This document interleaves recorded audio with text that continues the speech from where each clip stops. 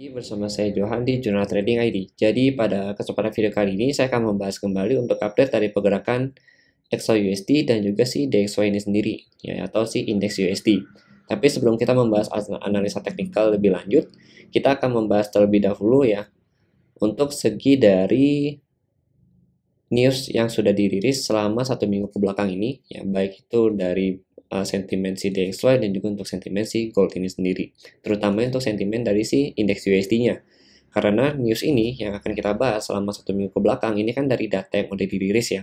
Nah, itu akan mempengaruhi pergerakan DXY dalam 1 minggu terakhir ini, gitu. Kemudian dari news-news ini juga nantinya akan kita lihat pergerakan atau proyeksi untuk pergerakan DXY di minggu depannya. News ini itu yang pertama kita lihat dulu mengenai Global Composite Purchasing Manager Index atau PMI. Kemudian ada penjualan rumah lama Amerika Serikat, kemudian ada FOMC, hasil dari FOMC itu sendiri, lalu ada klaim pengangguran awal Amerika Serikat, lalu kemudian ada belanja personal Amerika Serikat, dan yang terakhir itu ada sentimen konsumen Michigan Amerika Serikat, atau kita lebih kenalnya itu sebagai Michigan ya. Nah, kemudian dari hasil news ini yang nanti akan kita cocokkan dengan pergerakan dari si DXY itu sendiri. Yang pertama ini kita akan bahas terlebih dahulu adalah mengenai S&P Global Composite Purchasing Manager Index ya, atau PMI kalau kita lihat di sini ya. Nah, kita perhatikan untuk data news ini itu dirilis pada tanggal 21 Februari 2023 dengan forecast sekitar 47,5 ya. Sedangkan aktualnya itu sekitar 50,2.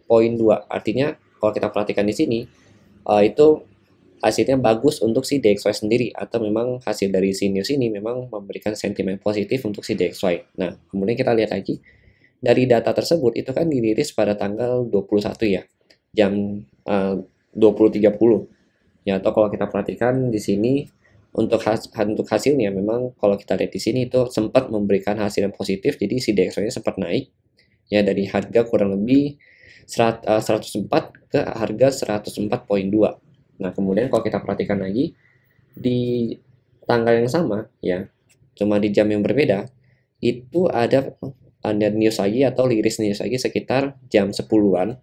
Itu untuk penjualan rumah lama Amerika Serikat ya. Itu sama yang di tanggal 21 bulan 2 juga dengan perkiraan sekitar 4,10 M ya, atau aktualnya itu sekitar 4 ya kalau kita perhatikan di sini.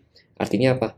Kalau kita lihat di sini memang secara data yang dirilis itu memberikan sentimen negatif untuk si DXY itu sendiri. Nah, kemudian kita lihat lagi, berarti dalam satu hari yang sama di tanggal 21 ini itu memiliki dua data, yang satu positif dan yang satunya itu adalah negatif untuk si DXY.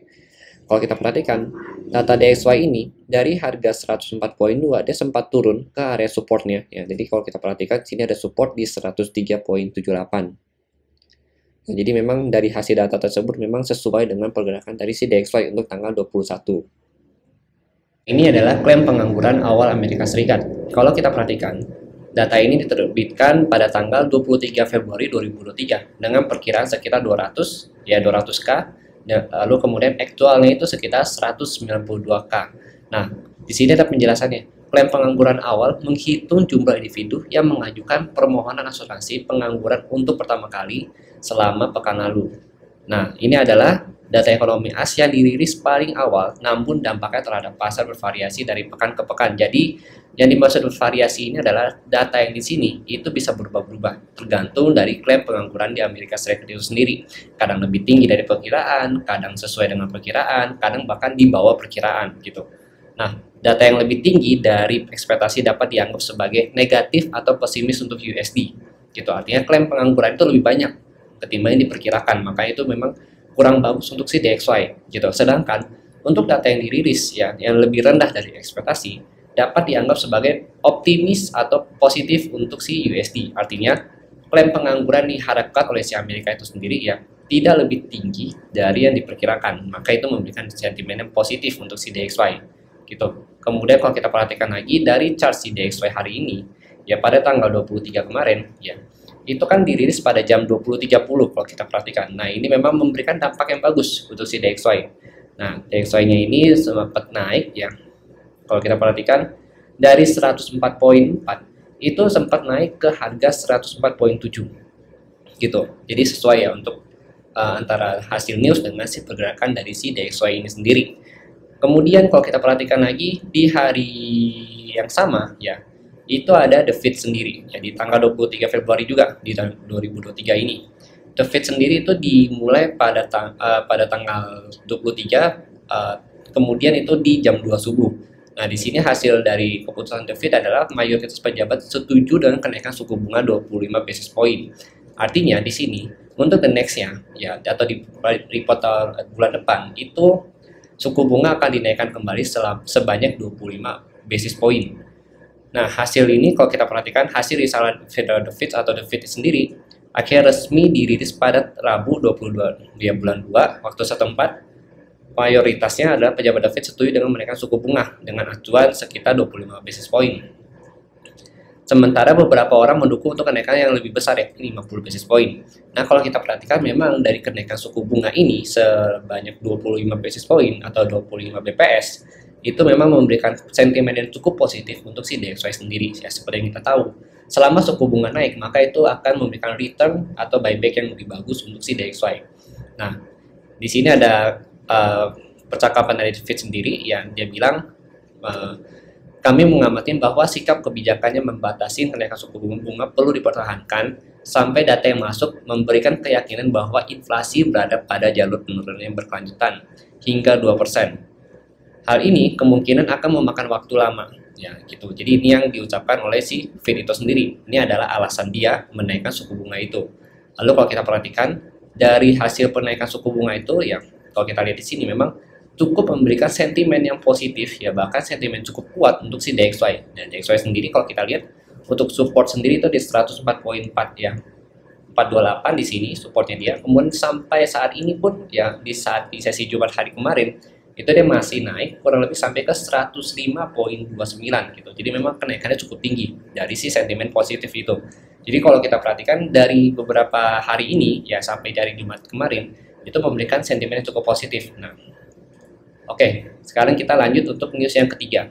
Perhatikan, itu adalah belanja personal Amerika Serikat. Itu dirilis pada tanggal 24 Februari 2023 dengan perkiraan sekitar 1,3% ya, dan lalu kemudian aktualnya itu sekitar 1,8%. Nah, jadi kalau di sini ada penjelasannya mengenai belanja personal, itu adalah mengukur perubahan nilai seluruh belanja konsumen tersesuaikan inflasi.